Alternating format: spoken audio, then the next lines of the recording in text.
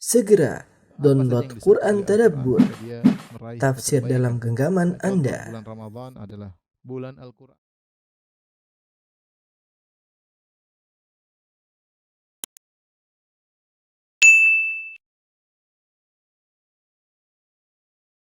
Bismillahirrahmanirrahim. Assalamualaikum warahmatullahi wabarakatuh.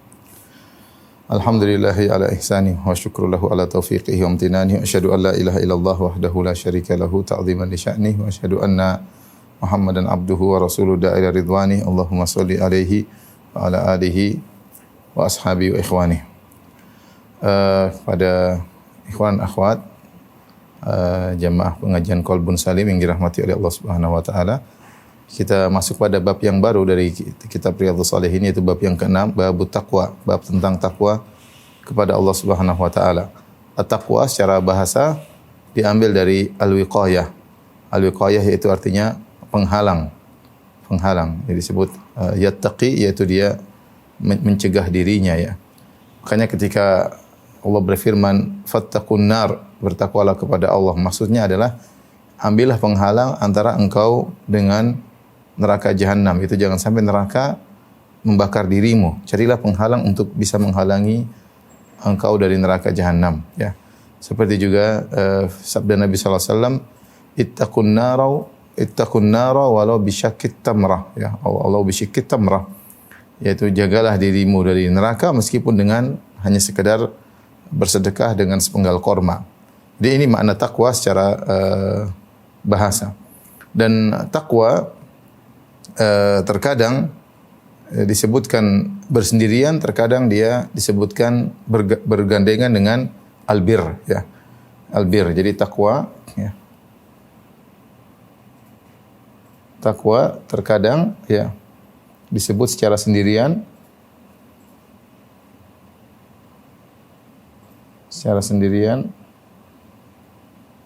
terkadang bergandengan, disebut bergandengan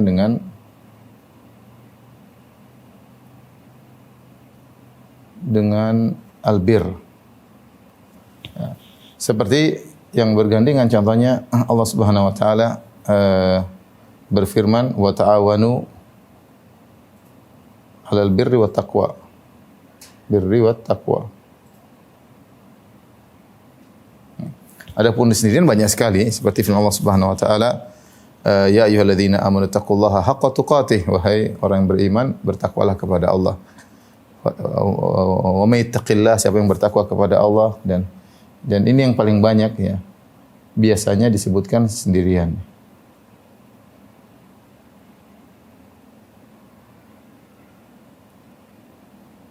Nah, jika takwa disebutkan bergandengan dengan albir, ya, maka takwa ini maknanya adalah meninggalkan maksiat. Meninggalkan maksiat. Itu namanya takwa. Adapun albir maknanya adalah menjalankan ketaatan. Ketaatan. Ya. Takwa dan albir. Albir, takwa dan albir. Jika disebut sendirian, ya, maka jika disebut berbarengan antara albir wa takwa, maka takwa artinya meninggalkan maksiat, adapun albir menjalankan ketakwaan. Tetapi jika disebutkan secara sendirian, ya, baik, maka maknanya di sini adalah albir sama dengan at-taqwa kalau disebut secara sendirian, yaitu mencakup menjalankan ketaatan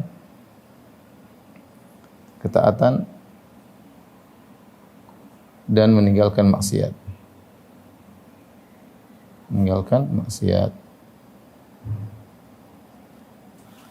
Ini dalam kaidah biasa ada kalimat-kalimat seperti ini yang disebut ijtama iftaraqa wa idza iftaraqa ijtama. Kalau ketika digabungkan maka maknanya berbeda. Disebutkan bareng, bergandengan, maka maknanya berbeda. Tapi kalau disebut sendiri-sendiri, maka maknanya sama, mencakup satu dengan yang lainnya.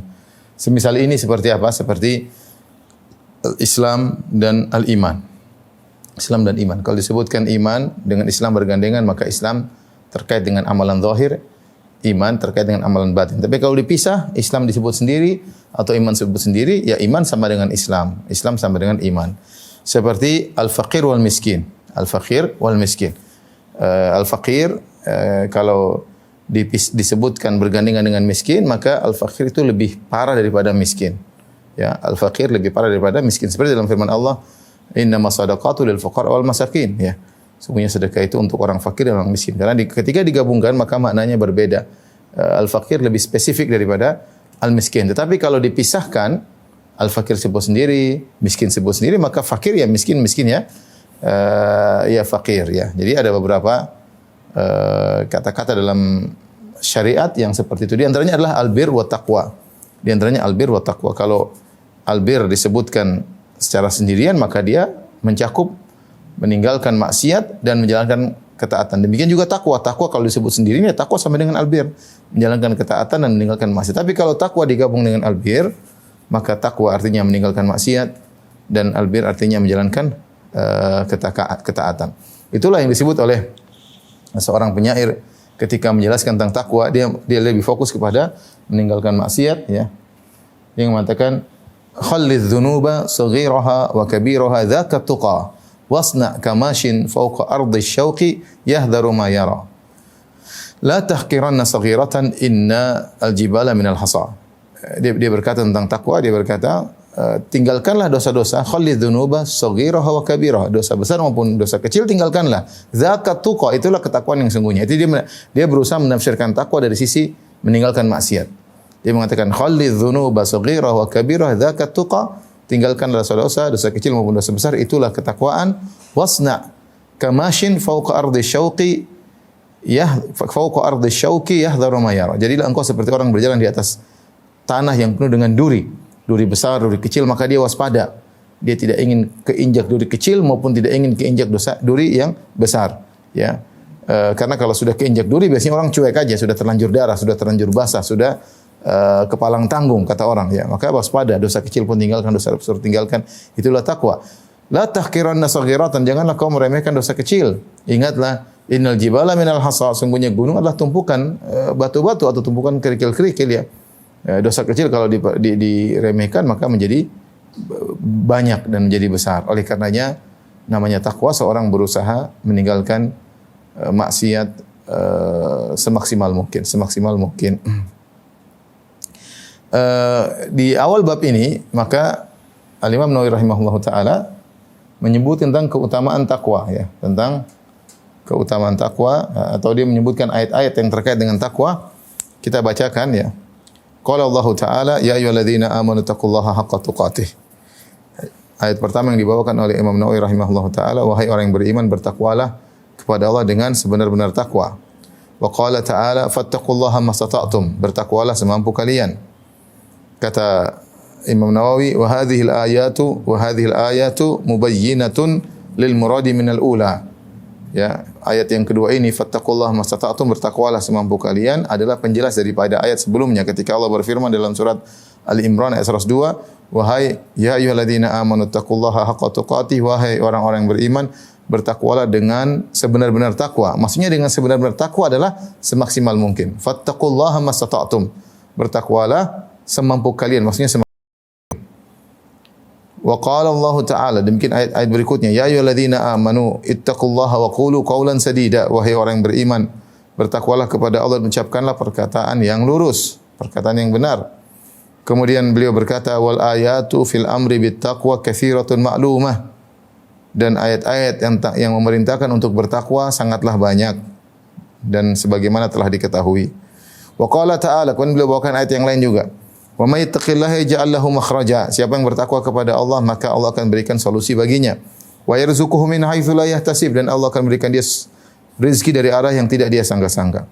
Wa qala ta'ala, juga firman Allah Subhanahu wa taala, in tattaqullaha yaj'al lakum furqana wa yukaffir ankum sayyi'atikum wa yaghfir lakum wallahu dzul fadlil azim. Wahai orang beriman, jika kalian bertakwa kepada Allah, niscaya Allah akan memberikan kalian pembeda. Dan Allah akan menghapuskan dosa-dosa kalian, dan Allah akan mengampuni kalian. Wallahu dzul fadlil azim, sungguhnya Allah Maha, dan sungguhnya Allah yang memiliki kemuliaan yang besar. Wal ayatu fil babi katsiratun ma'lumah, dan ayat-ayat tentang bab ini membahas tentang takwa banyak dan telah diketahui. Ini ayat-ayat ada sekitar 1 2 3 4 5 ayat yang dibawakan oleh Imam Nawawi rahimahullahu taala mewakili ayat-ayat tentang takwa. Ayat tentang takwa banyak sekali dalam Al-Qur'an, tapi beliau menyebutkan 5 sebagai perwakilan dan beliau mengatakan ayat tentang masalah ini banyak, katsiratun ma'lumah, itu banyak dan telah diketahui. Tentunya diketahui oleh para ulama, diketahui oleh para dai. Taib, kita menjelaskan tentang ayat-ayat tersebut satu persatu.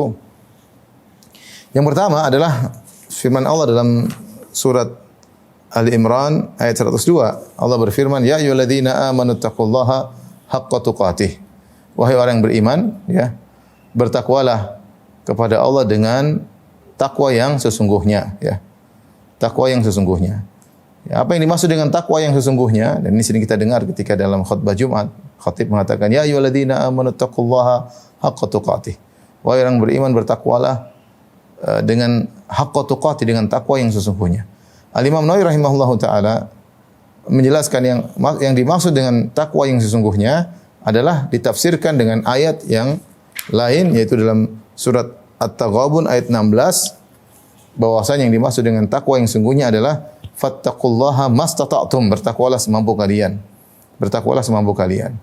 Maksud dari bertakwa semampu kalian bukan kita menggampangkan, tidak, tapi maksudnya semaksimal mungkin. Bukan sedikit-sedikit sudah semampunya, enggak usah, enggak apa-apa. Kalau enggak, bukan begitu. Tapi maksudnya kamu berusaha semaksimal mungkin. Kalau kau tidak mampu di luar kemampuanmu, maka tidak jadi masalah. Karena Allah Subhanahu wa taala berfirman, la yukallifullahu nafsan illa wus'aha. Allah tidak membebani seorang di luar kemampuannya. Maka seorang berusaha untuk bertakwa semampunya, di luar kemampuannya maka dia diberi uzur oleh Allah Subhanahu wa taala. Seperti sabda Nabi sallallahu alaihi wasallam kepada orang yang bertanya tentang salat kepada Imran bin Husain, kata Nabi sallallahu alaihi wasallam, "Shalli qa'iman." Salatlah engkau dalam kondisi berdiri. Ya, kalau kamu berdiri wajib berdiri.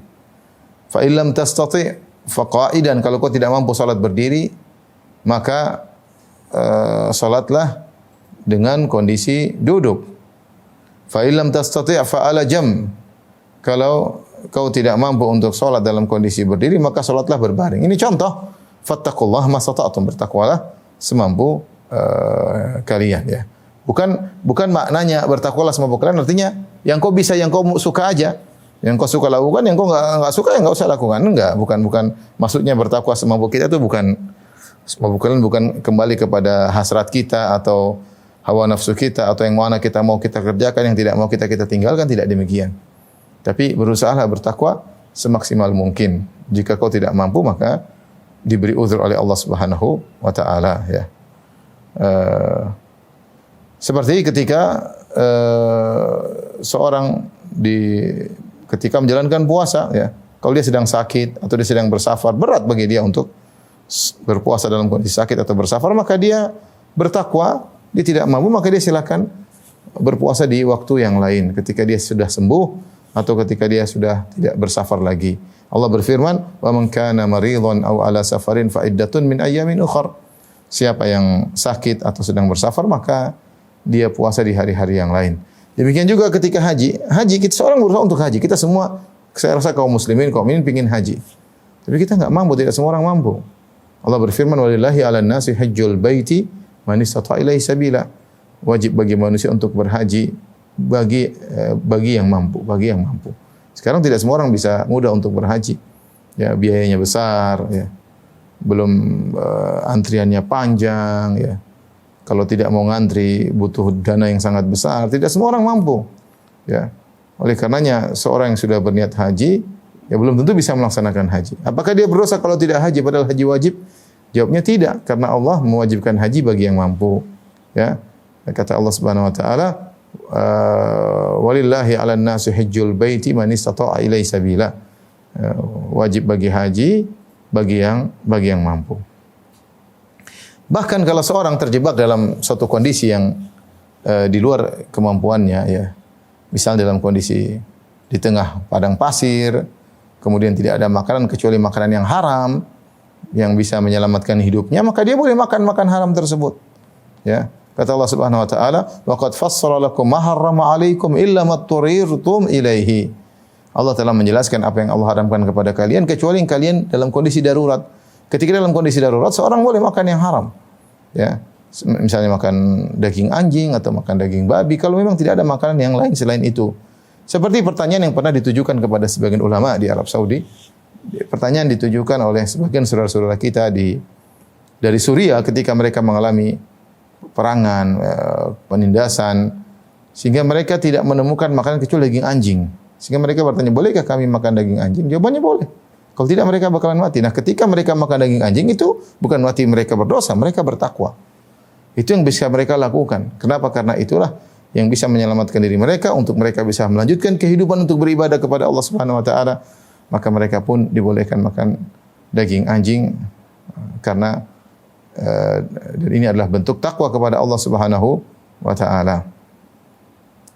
Ini ayat pertama dan ayat kedua, ya. Jadi seorang berusaha bertakwa semaksimal mungkin. Demikian juga kalau kita praktekkan dalam kehidupan sehari-hari, kita berusaha meninggalkan maksiat semaksimal mungkin. Kita berusaha jangan menggampangkan maksiat. Semaksimal mungkin kita berusaha. Kalau kita nggak mampu, kita beristighfar. Kadang-kadang kita tidak bisa menghindar darurat, ya. Tapi kalau kita bisa meninggalkan maksiat semaksimal mungkin kita lakukan. Ada hal-hal tidak bisa kita hindarkan maksiat. Seperti kita terpaksa harus bersafar. Bersafar terkadang kita naik di kendaraan, yang kendaraan tersebut terkadang kita duduk di samping seorang wanita yang kita bukan mahramnya. Terkadang kita tidak bisa kecuali harus mendengar musik ketika dalam perjalanan. Ini di luar kemampuan kita. Kita nggak ada pilihan. Ya. Cuma ada pilihan, ini nggak ada pilihan. Ya, terkadang kita harus melihat sebagian aurat wanita terbuka ketika di jalan kita lagi lihat ke depan tahu-tahu ada sebagian auratnya terbuka, mau apa lagi? Ya, tapi kita berusaha menghindar semaksimal mungkin. Kalau kita tahu daerah sana banyak gitu, kita jangan ke sana. Kecuali memang darurat kita harus ke sana, karena kita harus berdagang, karena kita harus berdakwah, karena kita harus silaturahmi, nah itu lain cerita.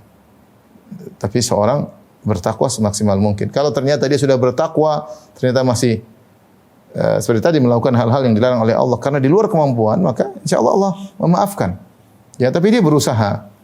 Ya, dia berusaha bertakwa meninggalkan maksiat semaksimal mungkin. Semaksimal mungkin. Sebagaimana dia berusaha menjalankan ketaatan semaksimal mungkin, ini maksud saya seperti itu. Sebagaimana dia berusaha menjalankan ketaatan semaksimal mungkin, kalau sholat berdiri, kalau nggak mampu duduk, kalau nggak mampu duduk maka berbaring, ya. Semaksimal mungkin dia berusaha melaksanakan. Demikian juga dia berusaha meninggalkan kemaksiatan semaksimal mungkin. Semaksimal mungkin. Jangan dia menggampangkan. Jangan dia menggampangkan kemaksiatan. Adapun di luar kemampuan dia karena harus terjebak dalam safar sehingga harus melihat yang haram atau mendengar musik misalnya. Seorang masuk dalam pesawat dia pasti dia mendengar musik. Pasti dia melihat yang haram. Pasti melihat mungkin ada pramugari yang terbuka sebagian auratnya. Tapi dia bukan sengaja, tapi dia tidak sengaja. Cuma dia tidak bisa menghindari, ya. Ya, seperti begini semoga Allah mengampuni. Jadi bertakwa semaksimal mungkin dalam jalan ketaatan dan bertakwa semaksimal mungkin untuk meninggalkan maksiat, ya. Maka saya ingatkan kepada diri saya pribadi juga kawan-kawan yang tidak darurat untuk pergi ke tempat-tempat yang penuh dengan kemaksiatan, maka hindarkan diri. Tidak darurat ngapain, ya. Kita membiarkan mata kita melihat yang haram, telinga kita mendengar yang haram. Kalau darurat dan cerita kita harus pergi safar, harus mengantar orang tua, harus ke rumah sakit atau harus naik pesawat, itu lain cerita. Allah Maha tahu. Allah Maha tahu.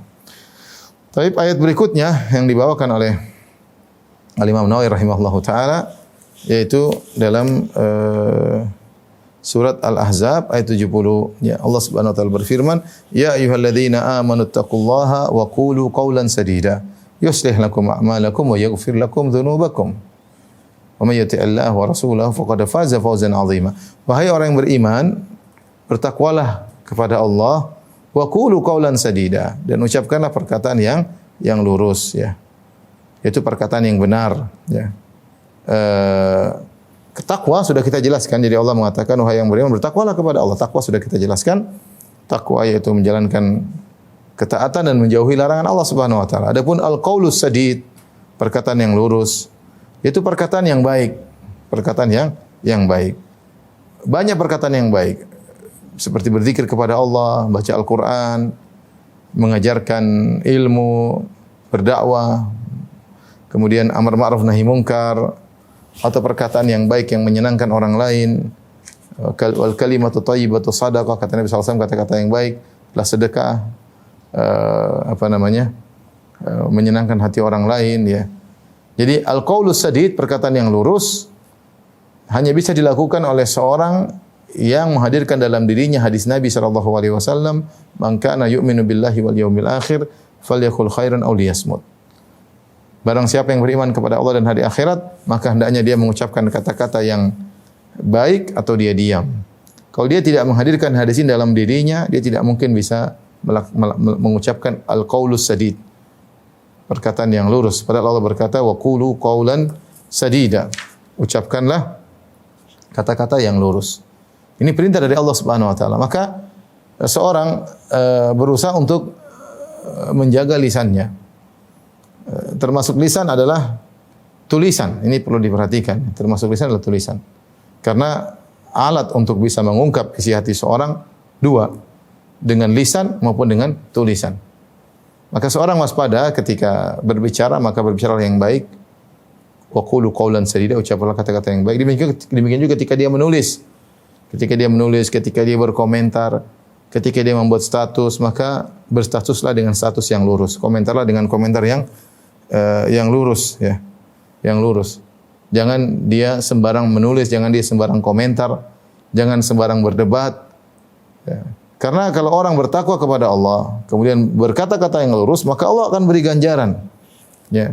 Apa ganjarannya? Yuslih lakum a'malakum wa yaghfir lakum dzunubakum. Maka Allah akan meluruskan amalan kalian, ya. Takwa yang disertai dengan kata-kata yang baik akan membuahkan dua hal. Pertama, yuslih lakum a'malakum. Allah akan luruskan amalan kalian. Maka amal perbuatan dia menjadi baik, yang lainnya dia semakin bertakwa. Wa yaghfir lakum dzunubakum, dan dia akan diampuni dosa-dosanya. Allah akan mengampuni dosa-dosa kalian. Ini di antara buah takwa dan perkataan yang baik, ya. Makanya bisa jadi seorang berusaha bertakwa, tapi ketika dia tidak menjaga lisannya, dia asal ngomong, maka dia akan rusak amalannya di kemudian hari. Dia akan rusak amalannya. Kita dapati orang seperti ini. Subhanallah, mungkin dia rajin salat, mungkin dia tidak melihat maksiat, mungkin dia menghindarkan diri dari makan yang haram, tapi dia tidak bisa mengucapkan kata-kata yang lurus. Dia terjerumus dalam menghina misalnya dengan kata-katanya, atau dengan menggibah, merendahkan orang lain, ya. Ketika dia terjerumus dalam kata-kata yang tidak lurus, maka amal dia tidak jadi lurus. Suatu saat dia berubah. Suatu saat dia tidak berubah. Suatu saat dia berubah menjadi buruk, amalnya tidak jadi lurus kembali. Maka seorang di antara amalan yang bisa membuat amal perbuatan dia lurus selalu dibimbing oleh Allah Subhanahu wa taala, gabungkan dua perkara ini. Bertakwa kepada Allah dan jaga kata-kata. Ya, jaga kata-kata, ya. Ya. Jaga kata-kata.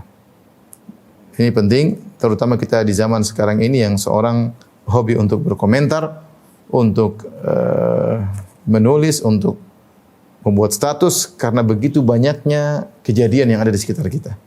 Seorang waspada, jangan dia terjebak.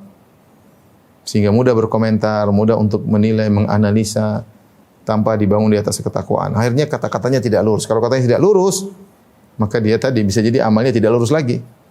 Ini menunjukkan pengaruh kata-kata terhadap amalan. Waspada. Kata-kata yang lurus bisa meluruskan amal, dan dampak berikutnya bisa menghapuskan dosa-dosa. Tapi kita lanjutkan ayat berikutnya dalam surat At-Talaq yang dibawakan oleh Imam Nawawi rahimahullahu taala, surat At-Talaq ayat 2 sampai 3. Kata Allah Subhanahu wa taala, "Wa may yattaqillaha yaj'al lahu makhraja wa yarzuquhu min haitsu la yahtasib." Siapa yang bertakwa kepada Allah, maka Allah akan berikan solusi baginya, dan Allah akan beri rezeki kepada dia dari arah yang tidak dia sangka-sangka. Ayat ini terkait dengan perceraian, ya. Kita tahu bahwasanya di antara problem yang sangat besar dihadapi oleh seorang laki maupun wanita adalah problem perceraian. Apalagi ketika mereka sudah menjalin rumah tangga yang cukup lama, kemudian dikaruniai oleh anak-anak, mereka sudah menjalin kehidupan yang lama dan dianugerahi anak-anak. Tapi kondisi membuat mereka harus saling berpisah. Ya. Dan ini kondisi yang sangat berat dihadapi oleh seorang laki dan juga dihadapi oleh seorang wanita. Mungkin lebih berat daripada kondisi-kondisi yang lain. Makanya ayat ini Allah ingatkan untuk bertakwa. Kamu menghadapi permasalahan yang seberat apapun, kalau kamu bertakwa pasti ada solusi. Ya. Nah, yang jadi masalah banyak orang ketika melakukan perceraian atau ketika dicerai, mereka tidak bertakwa kepada Allah. Sehingga tidak ada solusi. Ya. Allah padahal mengatakan, ya ayuhan nabi idza talaqtumun nisa fatalliquhunna li'iddatihinna wa ahsul iddah wattaqullaha rabbakum la tukhrijuhunna min buyutihinna wa la yakhrujna illa ayatina bi fahishatin mubayyinah wa tilka hududullah wa man yata'adda hududallahi faqad dzalama nafsah. Ya. La tadri la'alla Allah yuhditsu ba'da dzalika amra fa idza balagna ajalahunna famsikuna bima'rufin aw fariquhunna bima'ruf wa ashidu dhawi adli minkum wa aqimu syahadata lillah dzalika yu'adzu bihi man kana yu'minu billahi wal yawmil akhir wa may yattaqillaha yaj'al lahu makhraja. Ayat yang cukup panjang, intinya Allah mengatakan, wahai orang beriman, itu nabi, wahai nabi itu masih orang beriman, jika kalian ingin menceraikan istri kalian, maka ceraikanlah dengan aturannya pada waktunya. Yaitu ceraikan istri dalam kondisi dia dalam kondisi suci dan belum digauli. Bukan dalam kondisi haid baru kau ceraikan, atau bukan dalam kondisi sudah dalam suci tapi kau sudah gauli. Ini di luar aturan mencerai. Mencerai itu harus menceraikan wanita dalam kondisi suci, belum digaul dan talak satu. Tapi lihat apa yang terjadi. Banyak kaum muslimin ketika menjatuhkan cerai, begitu emosi jatuhkan cerai. Istrinya sedang haid, dia ceraikan. Dia sudah bergauli istrinya, dia ceraikan padahal dia sudah gauli istrinya. Atau ketika dia emosi, dia jatuhkan istrinya dengan talak 2, talak 3 sekaligus. Sehingga ketika seorang menjatuhkan cerai tanpa aturan, tanpa bertakwa, maka tidak ada solusi. Kata Allah, wattaqullaha rabbakum. Bertakwalah kalian kepada Allah ketika menjatuhkan cerai. Ikut aturan. Aturan berikutnya, la tukhrijuhunna min buyutihinna. Kalau kalian sudah menceraikan istri, jangan usir mereka. Jangan usir istri suruh pulang, sudah pulang ke rumah orang tua, enggak boleh. Istri kalau ditalak, talak 1, talak 2 harus diletakkan di rumah dia, di rumah yang dia tinggal bersama kita nafkahi. Tidak kita gauli, benar karena sudah kita cerai, tapi kita nafkahi sampai habis masa iddahnya. Illa ayatina bi fahishatin mubayyinah. Kecuali kalau dia melakukan hal-hal yang tidak benar, melakukan perbuatan keji atau dia membangkang dan yang lainnya, maka tidak mengapa kau suruh pulang ke rumah orang tuanya. Jika tidak, maka engkau harus tidak boleh. Kata Allah, la tukhrijuhunna. Jangan usir mereka. Wala yakhrujuna, demikian juga sang wanita tidak boleh keluar dari rumah. Lihat betapa banyak wanita melanggar ketika dicerai, kemudian dia keluar dari rumah, meninggalkan rumah suaminya. Ketika dia dicerai, dia marah, dia lari. Allah melarang. Allah melarang. Jadi banyak pelanggaran yang dilakukan ketika sedang jatuhkan cerai. Allah berkata, wa tilka hududullah. Inilah aturan Allah, batasan, tidak boleh dilanggar. Wa may yata'adda hududallahi faqad dzalama nafsah. Siapa yang melanggar aturan ini maka dia berdosa. Allah sebutkan dia berdosa. Ya. Aturannya apa tadi? Lihat. Aturannya kalau cerai, laki-laki menceraikan istri harus istri tersebut dalam kondisi suci dan dia belum gauli dan talak 1. Namun dilanggar oleh banyak orang. Kalau dia sudah ceraikan istrinya, tidak boleh dia usir istrinya dari rumahnya yang sudah dicerai, tidak boleh. Wanita juga melanggar ketika dicerai, dia kabur dari rumah suaminya, padahal tidak boleh. Siapa yang melanggar ini semua, maka dia telah berdosa, kata Allah Subhanahu wa taala. Fa idza balagna ajalahunna, kalau kemudian tunggu istrinya dalam rumahnya. Fa idza balagna ajalahunna, ketika sudah mau habis masa iddahnya. Fa amsikuhunna bima'rufin aw fariquhunna bima'ruf. Maka dua yang dilakukan oleh lelaki. Mau kembali lagi rujuk dan dia menjalani kehidupan rumah tangga dengan baik bersama istri yang sudah diceraikan tadi, dia kembali lagi. Atau dia ceraikan, dia pisahkan, sudah lepas habis masa iddah. Itu pun dengan cara yang baik. Namun lihat bagaimana orang ketika terjadi perceraian dihabisi, diakhiri dengan maki-maki, caci maki, membuka aib satu dengan yang lainnya, kebencian, dendam, sehingga tidak ada solusi. Padahal tidak boleh seperti itu. Makanya Allah mengatakan, kalau kalian kembali maka hadirkan saksi. Kemudian kata Allah, wa may yattaqillaha yaj'al lahu makhraja. Siapa yang bertakwa kepada Allah akan berikan solusi. Meskipun terjadi perceraian pasti ada solusi. Solusi bagi sang suami yang menjatuhkan cerai dan solusi bagi sang wanita yang diceraikan. Namun kenapa kebanyakan perceraian berakhir dengan malapetaka? Karena kebanyakan orang yang menjatuhkan cerai atau wanita yang diceraikan tidak bertakwa kepada Allah dalam menjalani perceraian tersebut. Laki asal menceraikan, wanita kabur dari rumahnya, kemudian sudah dicerai masih dalam masa iddah tidak bisa menjaga diri, kemudian hal-hal yang dilakukan oleh suami ya, dan banyak pelanggaran-pelanggaran yang dilakukan oleh lelaki maupun wanita. Kemudian bercerai dalam kondisi marah-marah sambil dendam. Akhirnya banyak maksiat. Ketika wanita sudah selesai masa iddahnya, dia dendam kepada suaminya, maka dia bisa mendolimi anak-anaknya. Anaknya diambil supaya menjengkelkan bekas suaminya, atau anak-anaknya dicekokin, bapakmu dulu kejam gini-gini, banyak rumah tangga hancur. Dampaknya buruk dari perceraian tersebut. Kenapa? Karena tidak ada ketakwaan dalam melakukan perceraian. Tidak ada solusi. Bahkan laki setelah bercerai mungkin terjerumus dalam perzinahan, wanita telah dicerai kemudian terjerumus dalam berbagai macam hubungan yang tidak benar dengan laki-laki yang lain dalam rangka untuk melampiaskan dendamnya kepada mantan suaminya. Waliyadzubillah. Maka Allah mengatakan, "Wa may yattaqillaha yaj'al makhraja." Siapa yang bertakwa kepada Allah, maka Allah akan kasih solusi. Ini di antara keutamaan takwa. Apapun kondisi yang dialami, kalau seorang bertakwa pasti ada solusinya. Pasti ada solusinya. Kenapa? Karena dia bertakwa. Makanya para ulama mengatakan jika seorang menghadapi permasalahan tidak ada solusinya, berarti dia kurang bertakwa. Jika dia menghadapi permasalahan tidak ada solusinya, berarti dia kurang bertakwa. Tapi kalau dia bertakwa, maka pasti ada solusinya.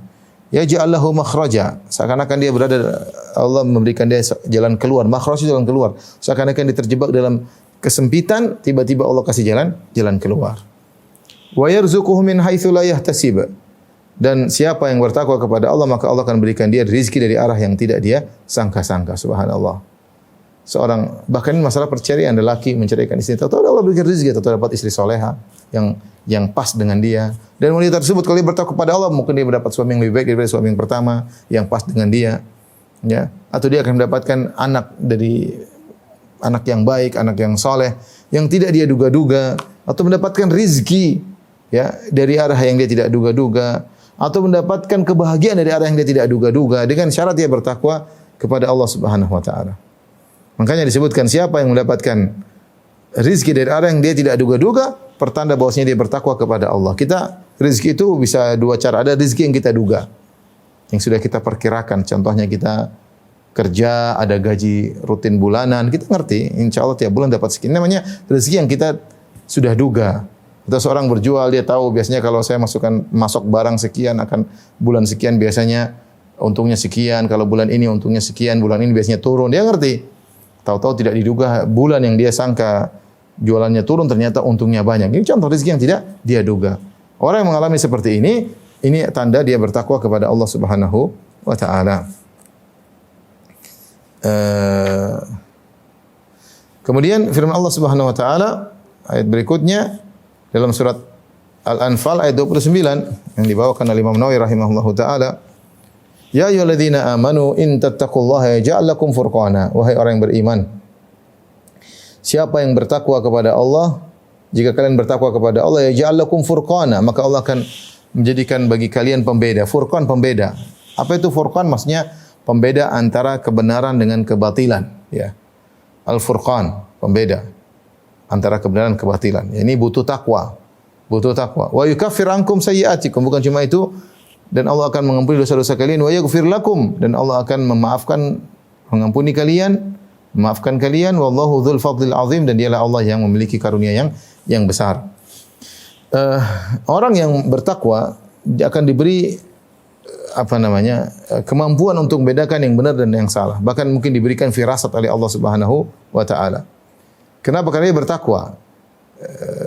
Karena misalnya seorang ulama, dia tidak hanya butuh dengan ilmu, wawasan dia punya, dia belajar ini, belajar dia belajar ilmu tafsir, dia belajar ilmu fiqh, usul fikih, belajar hadis, belajar mustalah hadis, usul tafsir, dia belajar banyak pakar dalam bidang agama. Tetapi terkadang ketika dia tidak bertakwa, dia hanya menjadikan ilmu-ilmu tersebut sebagai wawasan. Sehingga ketika dia tidak bertakwa, akhirnya dia berfatwa yang ngawur, dia tidak punya furqan. Adakah ulama-ulama seperti ini? Ada. Ulama-ulama yang kalau kita lihat secara akademisinya luar biasa, secara ilmunya luar biasa, tetapi ketika dia berfatwa, dia banyak ngawurnya. Kenapa? Karena dia tidak bertakwa, sehingga Allah tidak berikan kepadanya furqan, pembeda antara hak dan batil. Ya, antara hak dan batil. Ya. Beda dengan ulama yang bertakwa kepada Allah, selain memiliki ilmu, kemudian dia bertakwa, maka Allah berikan pemahaman yang tajam, fahmun tsaqib, pemahaman yang tajam. sehingga dia bisa memfatwakan permasalahan dengan fatwa yang jitu, yang jeli dan tepat. Ya. Karena dia bisa memiliki ketakwaan, dia bisa membedakan antara kebenaran dengan kebatilan, antara yang hak dengan yang batil. Maka seorang bertakwa akan menambah ilmu baginya dan menambah kemampuan dia untuk membedakan mana yang benar dan mana yang salah. Oleh karena disebut dalam satu disebutkan dari Imam Syafi'i. Imam Syafi'i di antara gurunya adalah Waqi' bin Jarrah Ar-Ru'asi. Waqi' bin Jarrah Ar-Ru'asi disebutkan Imam Syafi'i mengeluhkan tentang hafalannya kepada Al-Imam Waqi' bin Jarrah Ar-Ru'asi. Kata Imam Syafi'i, "Syakautu ila Waqi'in su'a hifzi."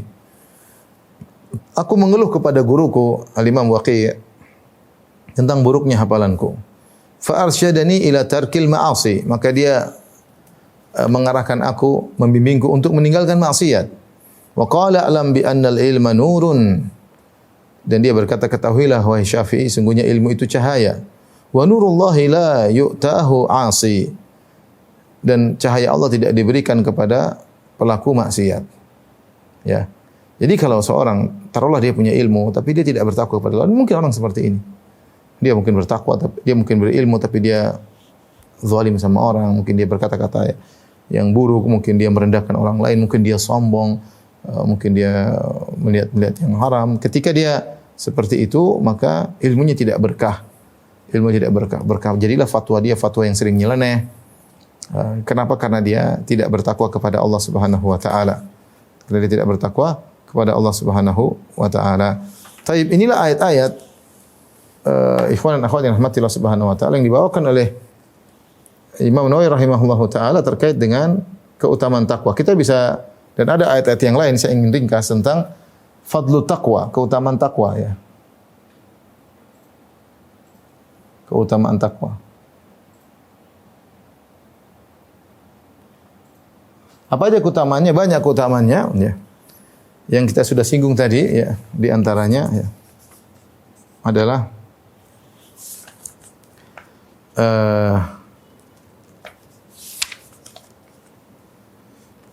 siapa yang bertakwa akan diberi solusi ya. Diberi solusi. Dalam setiap permasalahan pasti ada solusinya. Cepat atau lambat ya. Contoh sederhana, kata Syekh Utsaimin contohkan, misalnya seorang meninggalkan kerjaan riba atau kerjaan yang haram. Kemudian ternyata dia belum dapat solusi. Kata Syekh Utsaimin, terkadang Allah menguji, Allah ingin lihat apakah tobatnya tobat sesungguhnya ataukah dia keluar dari pekerjaan haramnya tersebut tidak tulus atau hanya sekedar karena enggak enak sama orang lain. Enggak enak sama teman-temannya, sudah resign, dia belum resign. Ya, ini terkadang tertunda solusi kepadanya karena ada maslahat yang Allah lihat. Maka seorang bersabar, bertakwa kepada Allah. Minimal apa yang dia jalankan tersebut sebagai penggugur dosa-dosanya. Tapi kalau orang bertakwa pasti ada solusinya. Wa mattaqillaha yaj'al lahu makhraja. Pasti ada solusinya. Yang kedua, kata Allah, warzuqhu min haitsu la yahtasib. Diberi rezeki dari arah yang tidak disangka-sangka.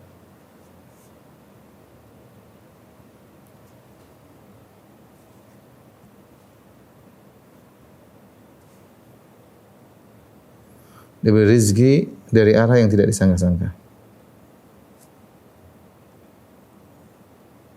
Yang kedua. Kemudian yang lain yang berikutnya ya.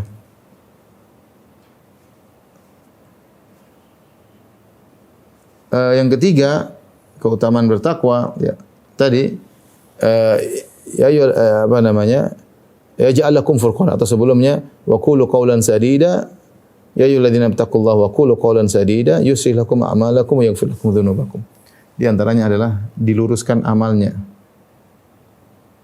Amal perbuatannya oleh Allah. Dibimbing maksudnya. Oleh Allah, yaitu Allah bimbing. Dibimbing. Kemudian apa? Wa yaghfir lakum dzunubakum, diampuni oleh Allah Subhanahu wa taala. Berikutnya ya, ini yang ketiga. Yang keempat, diampuni dosa-dosa.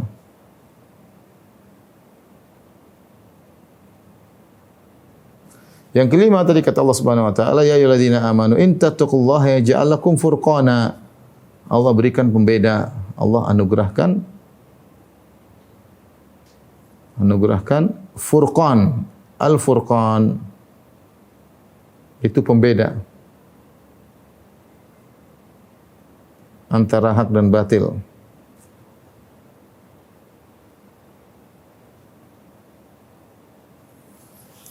Tapi ini di antara keutamaan takwa yang disebutkan oleh Al-Imam Nawawi rahimahullah dari ayat-ayat yang tadi kita sebutkan. Sungguhnya keutamaan takwa masih ada yang lain, nanti akan kita singgung juga bahwasanya di antaranya seperti firman Allah Subhanahu wa taala, "Inna akramakum 'indallahi atqakum." Nomor 6. Yang paling bertakwa yang paling mulia.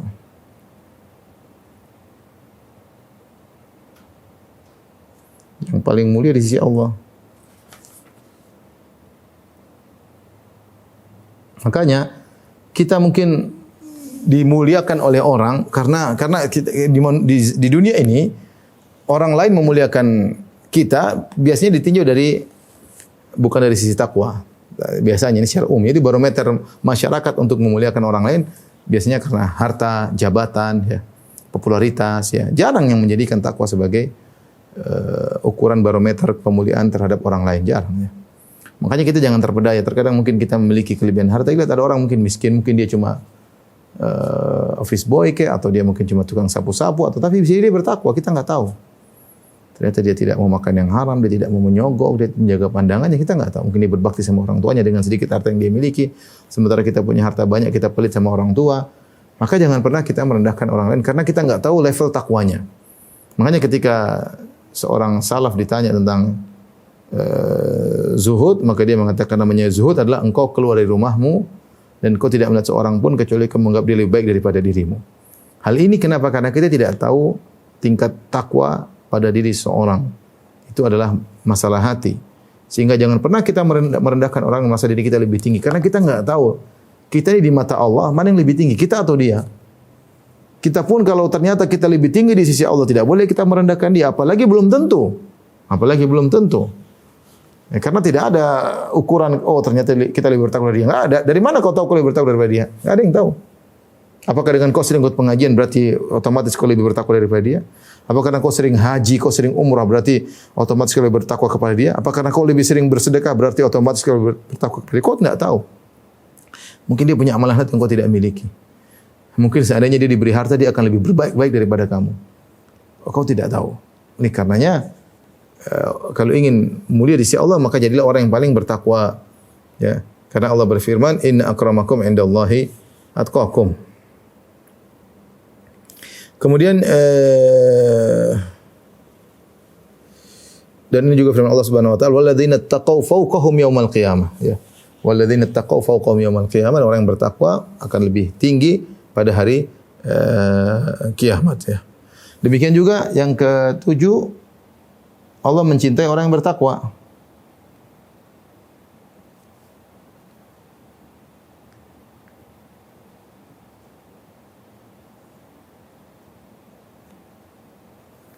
Dalilnya firman Allah Subhanahu wa taala, ya.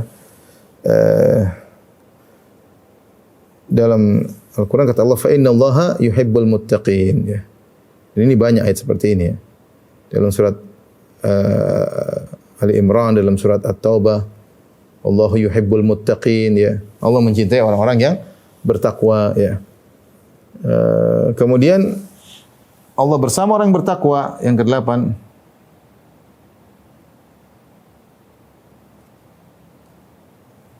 Allah bersama orang-orang yang bertakwa.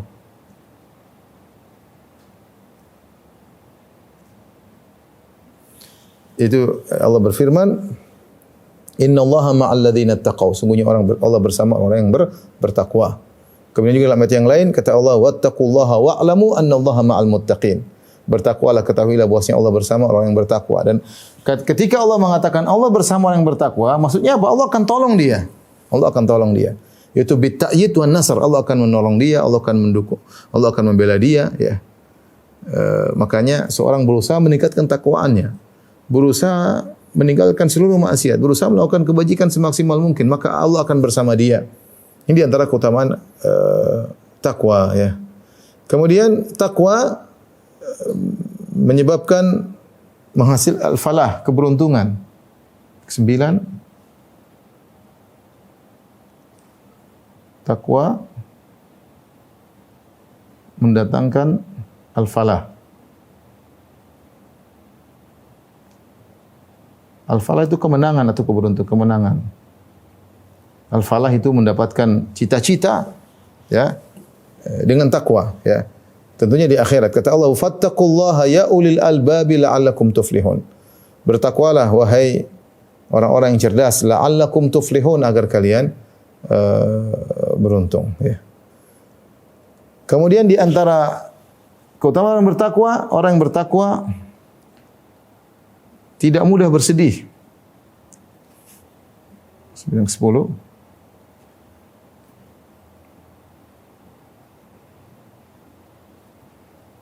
Tidak mudah bersedih. Karena dia beriman dengan namanya takdir, dia beriman dengan itu semuanya. Kata Allah Subhanahu wa taala, "Faman ittaqa wa aslaha fala khaufun 'alaihim wa lahum yahzanun." Siapa yang tidak terlalu bersedih dan tidak mudah khawatir. Dia pasrah kepada Allah. Tidak mudah takut atau khawatir. Kata Allah Subhanahu wa taala, "Faman ittaqa wa aslaha," siapa yang bertakwa kepada Allah dan melakukan perbaikan, fala khaufun 'alaihim wa lahum yahzanun, maka tidak ada takut bagi mereka dan tidak ada kesedihan bagi mereka. Lihat orang-orang bertakwa tenang menghadapi segala ujian hidup, menghadapi segala problematika kehidupan, karena dia tahu semua sudah ditakdirkan dan dia sudah ikut prosedur. Yang penting dia beribadah, yang penting dia sudah menjalankan prosedur yang Allah perintahkan, perintah Allah yang larangan, sudah dia pasrah. Kapan Allah mencabut nyawanya, dia sudah melakukan kebajikan, meninggalkan kemaksiatan. Orang yang gelisah itu apa? Yang tidak prosedural. Bermaksiat, tidak menjalankan kewajiban, kekhawatiran, dan macam-macam. Takut ketahuan, takut ketangkap. Ya. Orang yang bertakwa, dia serahkan kepada Allah Subhanahu wa ta'ala. Maka di antara keutamaan takwa, dia tidak mudah bersedih dan tidak mudah untuk takut. Ya. Kemudian di antaranya kesudahan orang yang bertakwa adalah kebaikan. 11.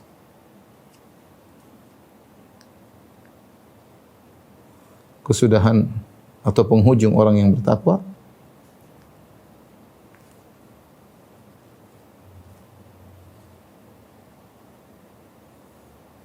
adalah kebaikan. Apapun kondisi yang sulit dihadapi, ujungnya adalah kebaikan. Seperti firman Allah Subhanahu wa taala, "Wal aqibatu lil muttaqin." Sungguhnya kesudahan yang baik bagi orang yang bertakwa. Wal aqibatu lit taqwa. Dan kebaikan yang kesudahan yang baik bagi orang yang bertakwa. Seperti Allah juga berfirman, "Wasbir innal aqibata lil muttaqin." Sungguhnya kesudahan yang baik bagi orang yang bertakwa. Seperti ketika Allah sebutkan tentang kisah Nabi Nuh alaihissalam kepada Nabi Muhammad sallallahu alaihi wasallam dalam surat Hud.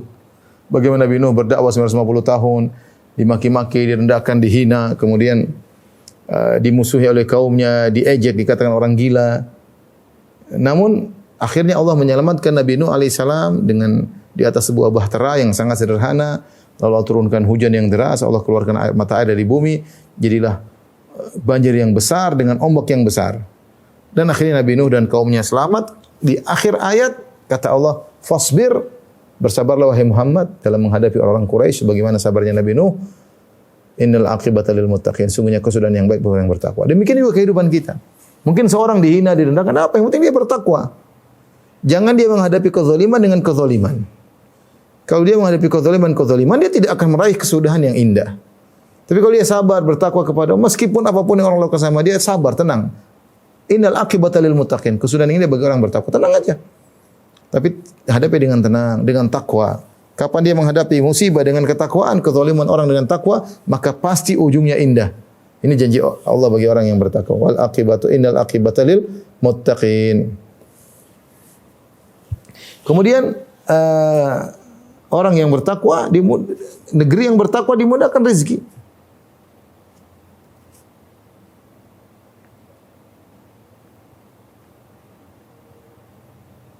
Dimudahkan rezeki. Kata Allah Subhanahu wa taala, "Walau anna ahlal qura amanu wattaqau la fatahna 'alaihim barakatim minas sama'i wal ard walakin kadzdzabu. Seandainya penduduk suatu negeri beriman dan bertakwa, ya, maka kami akan turunkan bagi mereka, bukakan bagi mereka keberkahan langit dan keberkahan bumi. Ya, terkadang suatu negeri penuh dengan sumber kekayaan alam, ya, apapun dimiliki, tapi kurang makmur, ya. Kenapa? Karena kurang takwa. Ya. Jadi suatu negeri sebab kekayaannya sedikit, tapi dia bertakwa, akhirnya Allah mudahkan jalan-jalan kebaikan. Maka terkadang suatu negeri sebenarnya sudah dipenuhi segala kebutuhannya, kekurangannya apa? Kurang jujur aja. Karena kurang jujur akhirnya kurang makmur. Oleh karenanya suatu negeri jika bertakwa kepada Allah, maka Allah akan berikan kemudahan baginya, dibukakan rezeki dari langit dan dari bumi. Kemudian di antara keutamaan takwa ditambah ilmu.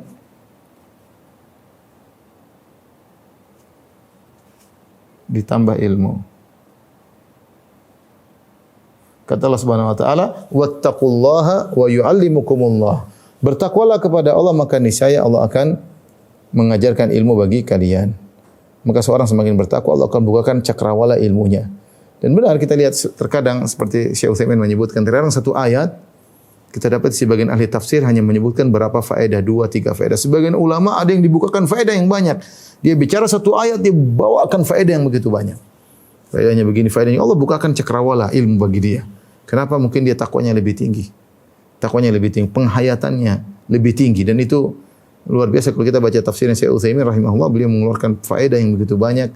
Bisa jadi itu karena ketakwaan yang beliau miliki. Demikian juga seperti para ulama mengatakan, Syekh Ibn Taimiyah rahimahullah taala, beliau meninggal dalam kondisi masih muda. Seperti Imam Nawawi juga meninggal masih muda. Tapi ilmu mereka sangat luar biasa, ya. Artinya kalau kita mau runut, kalau kita mau lihat umurnya tidak sebanding dengan ilmunya yang begitu luas. Ilmu begitu luas, ya. Ibn Taimiyah rahimahullah ilmunya begitu banyak, padahal masa umurnya juga banyak dihabiskan di penjara, tapi lihat produk-produk fatwanya, produk bukunya, ketajaman dalam ilmunya. Sampai saya waktu S2 saja, risalah doktoral itu tesis atau disertasi tentang Ibn Taimiyah sudah hampir 190-an. Itu saya waktu S2, masih berapa tahun yang lalu, 10 tahun yang lalu. Saya ketika mau daftar majukan proposal untuk judul terkait tesis saya terkait Ibnu Taimiyah, ternyata di dalam dunia akademisi sudah ada sekitar 190 judul terkait Ibnu Taimiyah dari sisi macam ilmunya, dari sisi fikihnya, dari sisi akidahnya, dari sisi akhlaknya, dari sisi imannya, banyak sekali sampai 190 judul. Entah sekarang banyak sekali. Artinya ilmu dari orang ini tidak habis-habis ketika dijabarkan, sehingga bahkan bisa menjadi dari sumber ilmu Ibnu Taimiyah bisa menjadi tesis dan disertasi dengan judul yang sangat banyak. Dan itu tidak sepadan dengan umur beliau yang sedikit. Wallahu alam, ini di antara maksudnya Allah berikan karamah dari sisi ilmu karena ketakwaan, karena siapa yang bertakwa Allah akan tambahkan ilmu bagi dia. Allah akan tambahkan ilmu bagi dia. Makanya disebutkan kalau tidak salah Ibnu Taimiyah atau yang lain, kalau beliau ditanya tentang sesuatu dan beliau tidak bisa jawab, beliau istighfar, astagfirullah. Sehingga dibukakan cakrawala ilmu bagi beliau, karena dosa penghalang ilmu dan ketakwaan penambah ilmu.